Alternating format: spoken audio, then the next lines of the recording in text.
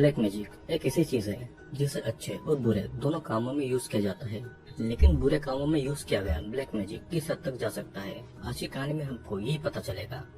Movie की शुरुआत में हम हैन को देखते हैं, जो कि अपने बचपन में एक अनाथ आश्रम में रहा करता था और इसीलिए वो अपनी वाइफ नाडिया और अपने बच्चे कैस्पी, रेनी और हेस्की के साथ में फिर से उस अनाथ आश्रम में जा रहा था।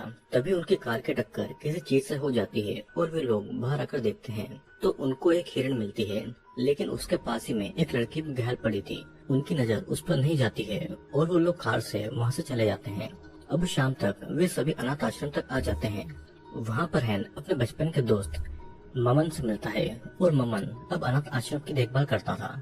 मेमन की शादी अनाथ आश्रम में रहने वाली ही एक लड़की सीटी से हो गई थी। वहाँ पर अनाथ आश्रम के उनके पुराने दोस्त एंटन और उसकी वाइफ इवा, एक और दोस्त जेफरी और उसकी वाइफ लीना आते हैं। सभी एक दूसरे से जान पहचान करने लगते हैं और मेमन हेम से कहता है कि दोनों बच्चों के अलावा बाकी सभी बच्चे से एक ट्रिप पर गए हैं। फिर हेम और नायडा उनके केयर टेकर मिस्टर बेनी से मिलने जाते हैं, जो कि अभी बीमार थे, लेकिन वे नाडिया को अजीब तरीके से देख रहे थे। सभी बच्चे जब एक साथ बातें कर रहे थे तब टीना एंड्रू से ग्रीन दरवाजे के रूम के बारे में पूछती है। एंड्रू उसे बताता है कि वो रूम सालों से बंद है और फिर है कि उस रूम के पास जाकर उसे ओपन करने की कोशिश करता है। तभी उसके पास में रोनी आकर कहती है कि एक मार्सी नाम की लड़की के पीछे डिमन पड़ गया था, जिसके बाद वो अनाथ आश्रम से भाग गई थी, लेकिन उसे पकड़कर इस रूम में बंद कर दिया गया था और वहीं पर मारी गई थी। रात को ये सभी मिलकर पुराने फोटोज की एल्बम देखते हैं और हेकी को एक अलमारी के नीचे एक और एल्बम मिलता है जिसके सारे फोटोज उल्टे लगाए हुए थे। हैन भी उनमें से एक फोटो को देखकर ये कहता है कि वो उन लोगों की टीचर मिस मैरी है। हेकी उनसे पूछता है कि ये वही मैरी है जिसको रूम में बंद करके मारा गया था, और एंटनी इस बात को झूठा बताकर कहता है कि मैरी बीमारी से मरी थी। उस फोटो की दूसरी लड़की मार्नी एक दिन अचानक गायब हो गई थी, जो कि उनकी दोस्त भी थी। कुछ समय के बाद में हैन को उसके कार में एक कपड़े का टुकड़ा और कुछ बाल मिलते हैं और तब उनको शक होता है कि उन्होंने गलती से किसी लड़के को कार से टक्कर तो नहीं मार दी है। हैन जेफरी के साथ उसी जगह पर जाता है और वहाँ पर उनको वही लड़की मिलती है। वे दोनों उसे देखकर बहुत ज्यादा डर गए थे। तभी हैन को एक बस दिखता है और बस के अंदर बच्चे की लाश पड़ी थी, जिसकी बहुत ही बुरी हालत हो गई थी। दोनों इसे देखकर बहुत डर गए थे और उनके फोन में नेटवर्क भी नहीं था। दोनों अनाथ आश्रम वापस जाकर वहाँ से पुलिस को कॉल करने का डिसाइड करते हैं और इधर अनाथ आश्रम में नाडिया ये नोटिस करती है कि वहाँ का फोन खराब है। लीना के अलावा सभी वहाँ पर डिनर कर रहे थे और रैनी हेकी को एक वीडियो दिखाने ले जाती है। उस वीडियो में मिस मैरी थी, लेकिन रैनी उस वीडियो को आधे में ही बंद कर देती है ताकि हेकी डर न जाए। इधर हैन और जेफरी अनाथ आश्रम में वापस आ जाते हैं और उनको डरा हुआ देखकर एंटन उनसे इसका कारण पूछता है। तभी एंटन को कार में वही एक्सीडेंट वाली लड़की की बॉडी मिलती है और वो दोनों ये सारी बात एंटन को बताते हैं और वहाँ के सभी फोन काम नहीं कर रहे थे। तब एंटन डिसाइड करता है कि पहले वो उस बस के पास जाकर सब कुछ देखेगा और पास के पुलिस स्टेशन में जाएगा। घर के अंदर कैस्पी और रोनी बातें कर रहे थे कि ये रूम पहले एक बाथरूम हुआ करता था, लेकिन डरावनी आवाजें और किसी के कदमों की आवाज सुनाई देने की वजह से उस बाथरूम को तोड़कर एक रूम बना दिया गया। इधर एंटन उस बस तक आकर बस के अंदर जाकर वो देखता है कि सभी मरे हुए बच्चे उसकी तरफ उल्टा मुंह करके खड़े हैं और तभी बस का डोर अचानक से बंद हो जाता है और बस के बाहर एक औरत उसकी तरफ देखे जा रही थी। बस के अंदर गलती से एंटन के पैरों से एक अंडा टूट जाता है, जिसमें से बहुत सारे कीड़े निकलते हैं जो कि एंटन को नोच नोच कर खा जाते हैं और उसी की वजह से उसकी वहीं पर मौत हो जाती है। फिर इस तरफ नाडिया हैन से पूछने जाती है कि वे सभी घर पर वापस कब जाएंगे और तभी ऊपर एक मरा हुआ चिकन आकर डाइनिंग टेबल पर गिरता है। दोनों ये देखकर शॉक हो जाते हैं और ऐसा लग रहा था जैसे कि उस मुर्गी के जरिए किसी ने उन पर ब्लैक मैजिक किया हो। इस तरफ लीना जेफरी के साथ में रोमांटिक हो रही थी, लेकिन वो उसे खुद से दूर कर देता है और खुद ही इन घटनाओं में बहुत ज्यादा उलझा हुआ था। लीना इन दिनों खुद के बढ़ते हुए वजन की वजह से अपने हार्मोन का ट्रीटमेंट ले रही थी और जब रूम के बाहर जाती है तो उसे कुछ आवाज सुनाई देती है और वो उन आवाजों की तरफ जाने लगती है। उसे सामने फ्रूट्स और एक चाकू दिखता है और फ्रूट्स को खाने लगी थी। उस समय वो एक आईने के सामने खड़ी थी और इवा जब अपने रूम में सो रही थी तो कुछ सेंटीपीड उसके बेड पर गिरते हैं और जल्दी से उसके कपड़े और उसके मुंह में घुस जाते हैं। इस तरफ लीना उस चाकू से अपनी स्किन को काट रही थी। उसे ऐसा लग रहा था जैसे कि उसका फैट और उसका वजन कम हो रहा है, लेकिन असलियत में वो खुद को चोट पहुंचा रही थी। जेफरी वहाँ पर लीना को इस हालत में देखकर शॉक्ड हो जाता है। लीना का होश आता है तो देखती है कि वो खुद के साथ में क्या कर रही है और ये देखकर वहीं पर बेहोश हो जाती है। हैन और नाडिया वे लीना को हॉस्पिटल में ले जाने वाले थे कि तभी वहाँ पर ईवा आकर उनसे मदद मांगती है, क्योंकि वो सेंटीपीड उसके गले में फंसा हुआ था और इस वजह से वो कुछ भी बोल नहीं पा रही थी। फिर अचानक से वो खून की उल्टियाँ करने लगती है, जिसमें से बहुत सारे सेंटीपीड निकलते हैं और बहुत सारे सेंटीपीड उसकी स्किन के अंदर भी चल रहे थे। वो अपने नाखूनों से अपनी स्किन को फाड़ने लगती है और कुछ ही समय में दर्द की वजह से वह बेहोश हो जाती है। वे सभी लीना को लेकर हॉस्पिटल जाने के लिए निकलते हैं, लेकिन कुछ ही समय में वो नोटिस करते हैं कि वो एक जगह पर एक ही बार बार घूम रहे हैं। जेफरी कहने लगता है कि ये फिर से हो रहा है, मतलब जेफरी को पहले से ही कुछ न कुछ पता था।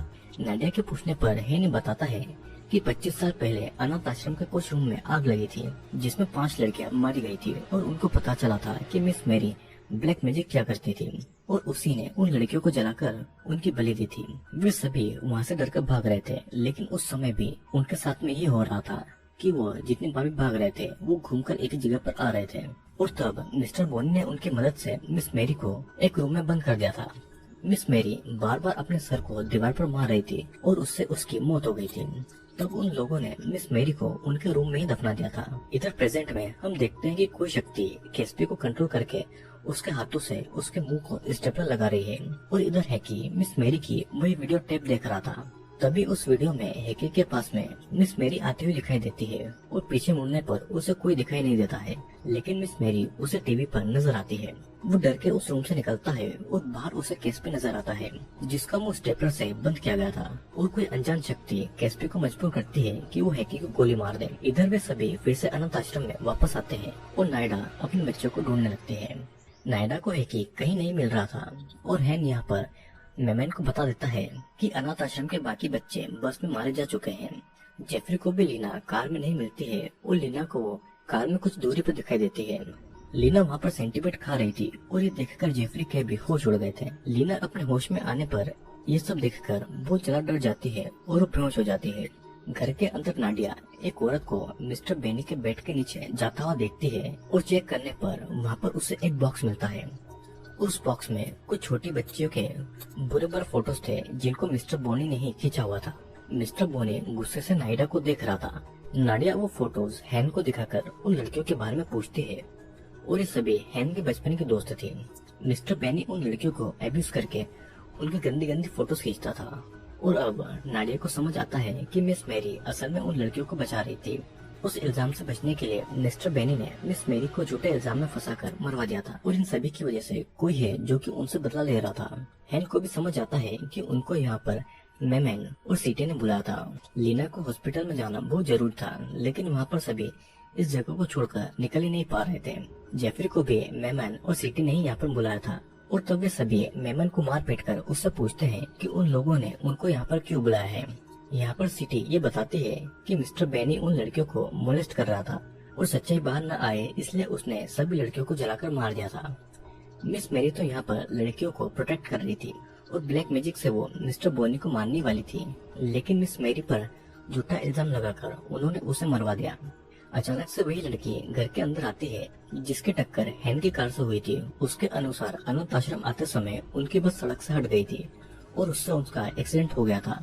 बस के अंदर एक औरत आती है जिसके मंत्र पढ़ते ही सब बच्चे पजेस्ड होकर खुद को ही मारने लगे थे, लेकिन वो हेडफोन में तेज वॉल्यूम पर गाना सुन रही थी तो वो पजेस्ट नहीं हुई थी और इसीलिए वो फौरन उस बस से निकल गई थी और भाग गई थी। लेकिन तभी उस समय हैन की कार से उसकी टक्कर हो गई और फिर गुस्से में हैन मिस्टर बेनी का गला दबाकर उसे मारने ही वाला था, लेकिन नाडिया उसे रोककर समझाती है कि उनको बच्चों को लेकर यहाँ से निकलना चाहिए। हैन को एक फोटो देखकर ये समझ आता है कि मिस्टर मैरी की एक बेटी थी मार्नी और अपनी माँ का बदला लेने के लिए वही ये सब कर रही थी।